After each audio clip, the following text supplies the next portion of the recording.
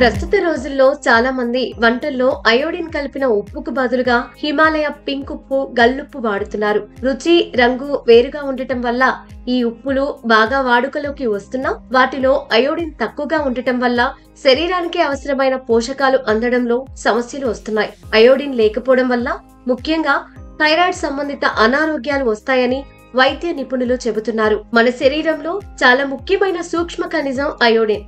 ఇది మన థైరాయిడ్ గ్రంథి సరిగ్గా పనిచేసేలా చూస్తుంది.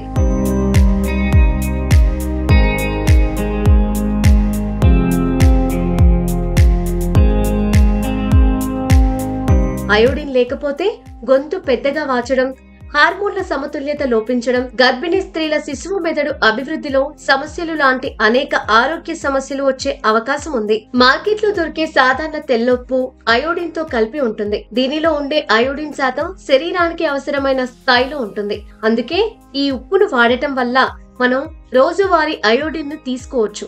అయోడిన్ ఉన్న తెల్ల ఉప్పును పూర్తిగా మానేసి కేవలం పింక్ కలర్ లో ఉన్న ఉప్పు లేదా గల్లుప్పు వాడుతున్న వాళ్ళు థైరాయిడ్ సమస్యలు ఎదురవుతున్నాయని నిపుణులు హెచ్చరిస్తున్నారు. అందువల్ల అయోడిన్ కలిపిన తెల్ల ఉప్పును పూర్తిగా వదిలేకుండా తగినంత వాడటం ఆరోగ్యానికి మంచిది. వైద్య నిపుణుల అభిప్రాయం ప్రకారం ఇలాంటి గల్లుప్పు, పింక్ కలర్ లో ఉన్న ఉప్పుల్లో ఇతర ఖనిజాలు ఉండొచ్చు, కానీ అయోడిన్ తక్కువగా ఉంటుంది. అందుకే ఈ ఒక్కటే ఆధారం కాకుండా అయోడిన్ ఉన్న ఉప్పు కూడా వాడాలని, మన ఆరోగ్యానికి ముందు ప్రాధాన్యతను ఇచ్చి రుచి కోసం శరీరానికి అవసరమైన ఖనిజాలను వదులుకోకూడదు. అయోడిన్ ను తగినంత వాడుతూ దాని పూర్తి ప్రయోజనాలను పొందడం చాలా అవసరం. గల్లుప్పు, పింక్ కలర్ ఉప్పు లాంటి కొత్త ఉప్పులను పూర్తిగా మానేయడం సరికాదు.